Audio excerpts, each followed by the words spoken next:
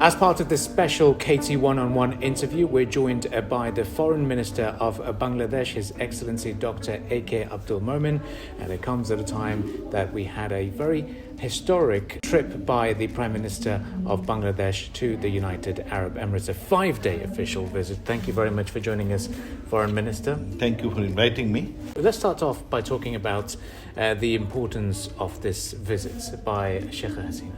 We have a large number of Bangladeshi expatriate workers working in this country.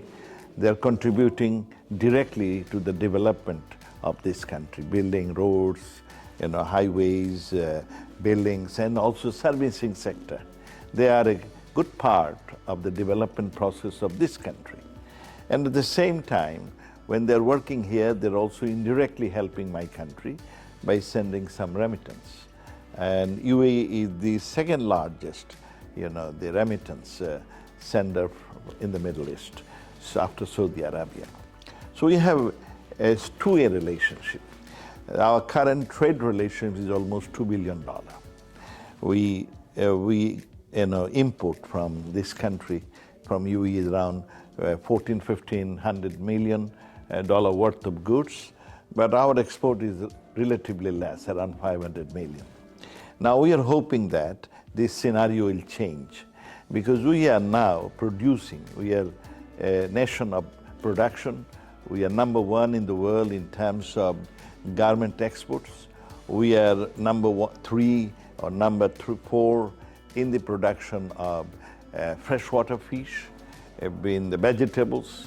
And here you need a lot of it. Not only you also do re-export to other countries.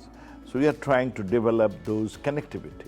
Well, certainly is. And in your last visit, you were hoping to create that direct connection, the shipping routes between the UAE and Bangladesh. How far have we achieved that? This is one of the issues. We have many projects at hand, and this is an issue we are examining. If we can develop a direct shipping from Bangladesh to the UAE, our hope is that our export will increase and the business people will be happy, because it takes around 14 days now for a ship from Chittagong to Dubai, but then it will take half of those days. In the process, you see what will happen. Currently, it takes around 12,000 to 14,000 per container. Then it would reduce around, more than half. So it would be good for beneficial for the business people, because they can get their product quickly and at a reduced cost, and we can send more products. So it would be beneficial. But currently we're working on to create an umbrella agreement between Bangladesh and UAE, and then many private companies may join in it. And in terms of the foreign workforce that you highlighted, the visas have recently been introduced, work visas. It's a big moment. And yes. How do you view the resumption of work visas? I believe in UAE there is plenty of job opportunities, and our people are very smart, hardworking, and diligent. Besides, many of them may not have high education, but they're quick learner. So UAE can engage them in varieties of jobs. One area where UAE can engage them is the agriculture. Food security is a very important issue now, more so after the COVID. Every country knew that this is an essential part. And this is an area where Bangladesh laborers can significantly contribute. Already our laborers, on their own, in many of the Arab lands, changing the desert, area into greeneries. And so if the UAE employs them in the agriculture sector, in the food security sector, in the fishing sector, I have a feeling that it would be very useful for UAE, and at the same time they can engage more our labor force, and they're pretty smart. You delivered a speech recently at the Bangladesh Economic Forum and highlighted how you've got an economic diplomacy package. That's right. Let's elaborate on that in terms of how Bangladesh is becoming an attractive destination for investments from the UAE, and how have you been active on that? You know that Bangladesh is a very stable economy. It's a very large economy in terms of number of people. We are the 8th largest population in the world. We have around 165 million people, out of which 90 million people have the purchasing capacity. And therefore, anything you produce in Bangladesh, there is a market within the market. In addition, we have two big neighbors. One is India and the other one is China. And Bangladesh is a hub of connectivity. We have very good relationship with all our neighbors. It is India, Nepal, Bhutan, Thailand, name it. So if there is a factory in Bangladesh, that company can take the advantage of this few billion people. So this is a win-win situation. Now, in Bangladesh, government is also very business friendly. They are providing packages, very lucrative packages. We are creating 100 special economic zones, and these, a country can own them.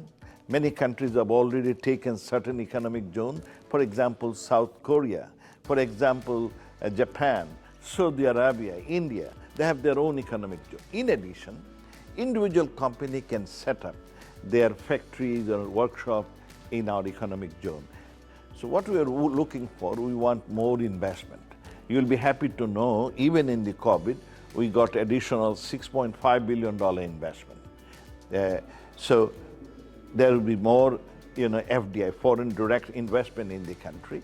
At the same time, we're also trying to, in our economic diplomacy, trying to diversify our export and also reach out to other nations. 2041 is your vision to make Bangladesh a completely developed country, economically and politically as well. Where do you see Bangladesh's role? Okay. By 2041, we would like to be a prosperous country.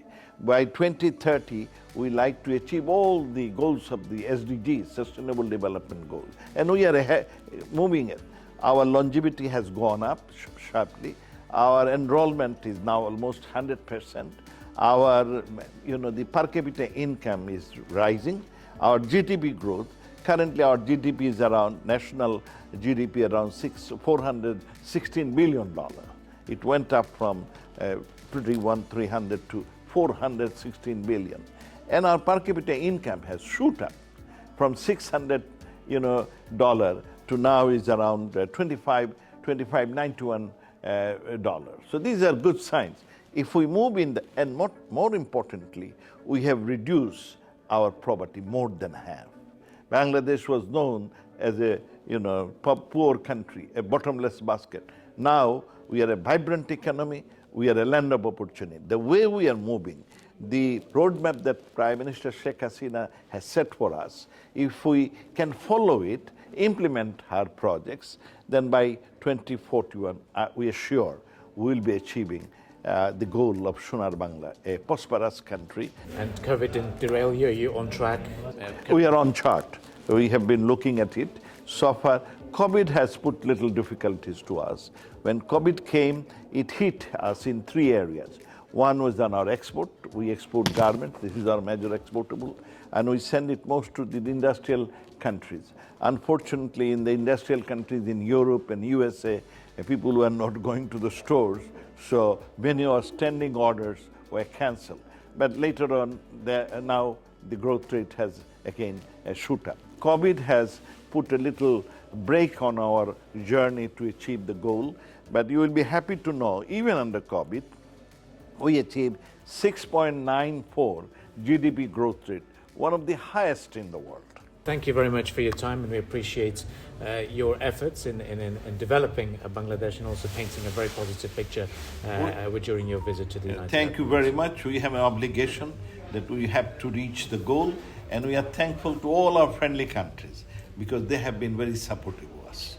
This was His Excellency Dr. AK Abdul Momen, the Foreign Minister of Bangladesh.